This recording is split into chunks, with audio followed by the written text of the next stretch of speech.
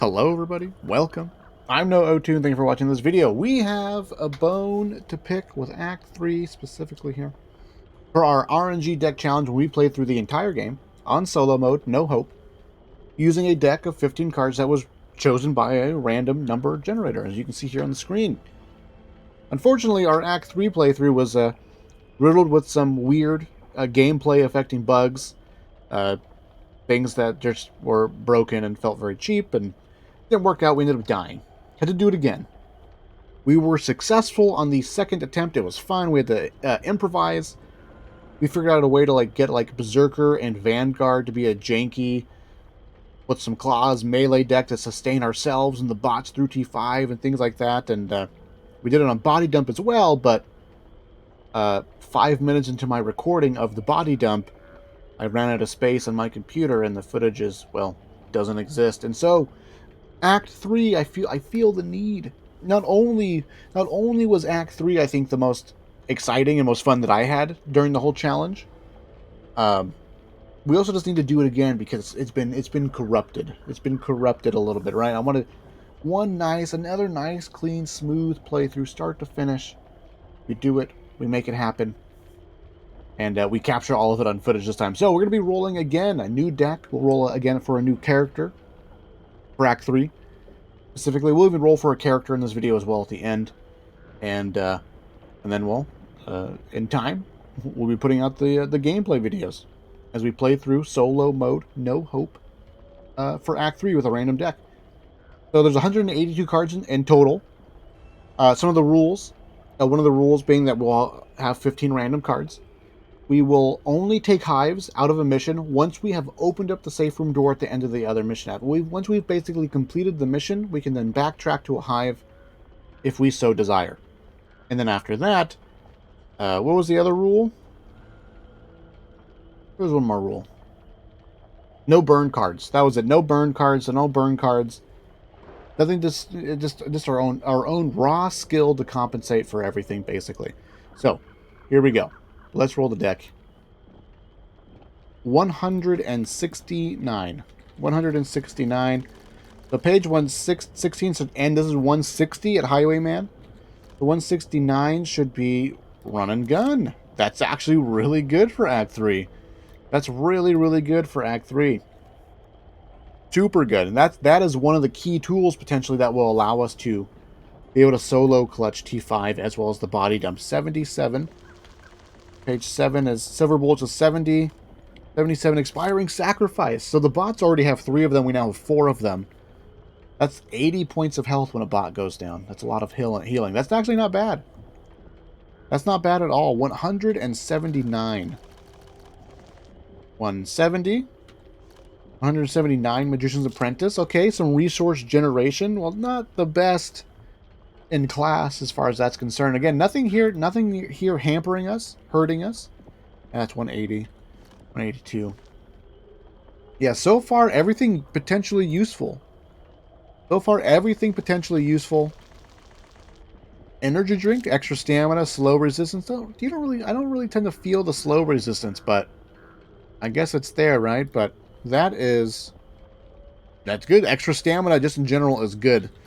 65, 67 motorcycle jacket. Nice. With the boss on our team, we tend to have a little bit of extra health in general. 65, right? Yes. 80. Oh, I'm always like, oh man, is this the right card? Is this the right number? 58. So this is 50. 58 Suppressing Fire, right? Right, 55. 6, 7, 8, 9. Yeah. Suppressing Fire. Okay. Makes us feel like we want an LMG, possibly. 58? Wait, is that what we just rolled? No, 140. It was delayed. 140. Should be Chemical Courage, right? 140. Chemical Courage. Technically good. One thing that we do end up needing at the end is grenade damage, or enough damage in general, just to deal with the ogre on grave danger swiftly and easily. Chemical Courage is a part of that solution. We just have to play around the fact that we need to like pop our pills at the correct time to basically deal with a boss or things like that. But this actually has potential value in every single boss fight, because a lot of the times, unless you're like absolutely at full health, if you hear a breaker or a boss spawn randomly in your mission, which is pretty common in no hope mode, preemptively popping your pain meds is not usually a bad thing. It's usually an awesome thing to do, because that extra temporary health will help prevent trauma damage that you might suffer during that fight, and that's kind of cool. And it's for 60 seconds. That's a long time. That's a long time in video game world. In video games, 60 seconds, that's a long time. 56 experimental stimulants. Okay. Okay, this also helps with our potential LMG deck setup that we have here. Though, Chemical Courage is now useless. Oh, no, I think I'd rather have Chemical Courage than combat stimulants, but I mean, it's still 20% damage. So that still helps our grenades. But we got some anti-synergy here now. Anti-synergy here. Chemical Courage is now useless. It's, yeah, you apply. I was thinking maybe if a bot gives us pain pills, but no, that's not going to help. Okay, anti-synergy, we got it. 1, 2, 3, 133. Oh no. Ugh. Ugh. Useless card. Useless card. Why do we care about more melee damage? Maybe we can one-shot a bunch of zombies with it, but for the most part, you just don't need that much melee damage. If we were to even run a melee card or weapon. 93. Medical Professional. Alright, 93. 90. 1, 2, 3. Medical Professional. Interesting. Interesting. It's useless. We can't use support items. Oh, another dead card. 30. What was that? 38? 38? 50 or 40. 39. 38. Shredder's good. Shredder's super good. That's a great way to increase our bot's damage overall versus all the boss fights and things like that. That's super, super good. Plus experimental stimulants. That's a lot of bonus team damage. Got some team damage synergy here. 37? Is that what we just saw? 38 to 37?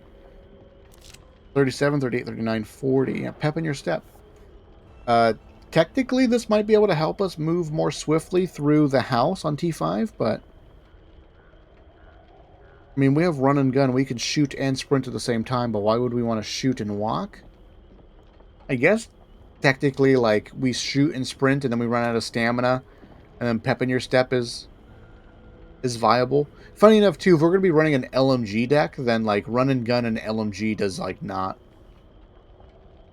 super strong.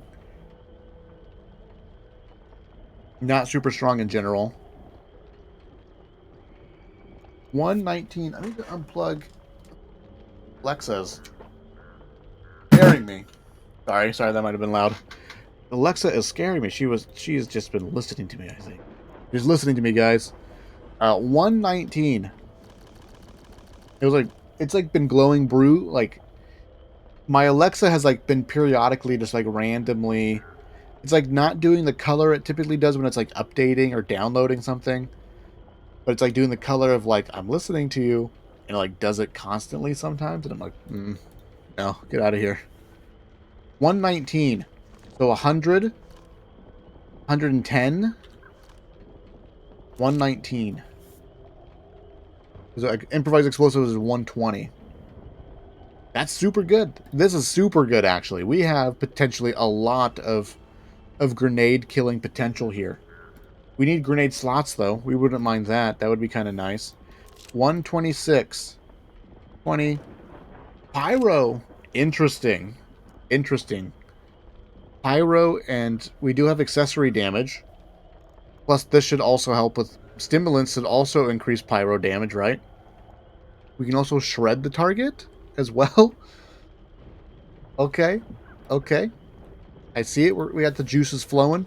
20. Pep talk. That's not so good.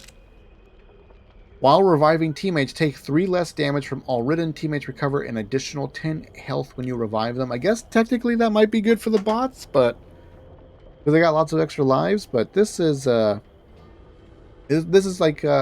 we got some good stuff. We got some bad stuff, right? We got some potential setup solutions for running through T5. We need extra stamina. We would love to find adrenaline fueled before T5.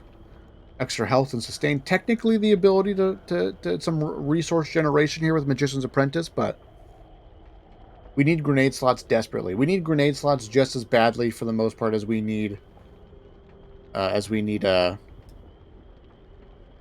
grenades. As far as we need the offensive upgrade, and we also need offensive slot upgrade. But I like with this deck, I don't feel so scared about T5. I feel like it's going to be the long term. It's going to be the mission of like staying healthy. Dealing with mutations and things like that might be an issue. We're going to be pretty dependent on what gun we get, things like that. But a motorcycle jacket actually synergizes with pyro. Suppressing fire.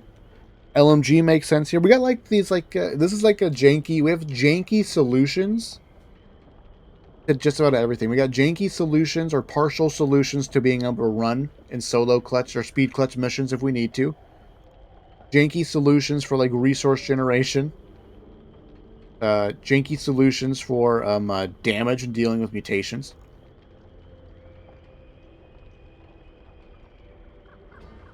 I think we can do it. I think we can do it. Let us now run. But let us roll for a cleaner here. There's 1, 2, 3, 4, 5, 6, 7, 8, 9, 10, 11 cleaners, right? 11 cleaners. For some reason, I thought there was 12. 11 cleaners. Let's set the parameters to 11. And we'll roll our cleaner. 9. So 1, 2, 3, 4, 5, 6, 7, 8, 9. Hang! We got the new and improved hang here with the food spawns. I kind of like the food spawns. Food spawn's quite nice. Extra health and stamina for each food consumed. That is potentially not a solution for stamina because on the missions where we need stamina, T5 and the body dump, there's not a lot of opportunity to loot food before then, I believe. But healing trauma when we eat food, that's kind of cool. We potentially have we don't need to, hang is our fresh bandage. I mean, look at him. Wouldn't you just want to wrap that guy around your wounds? Okay. Interesting. Again, we sort of got like janky solutions to stuff here. We got janky ability to sustain ourselves by healing with food over time. There's actually the chance of finding food scavenger in the card boxes, so that might also synergize with hang as well. But this is the deck. This is the Act 3 random RNG solo deck challenge nonsense, blah, blah, blah. That's our character. This is our deck. And I will see you guys in the future.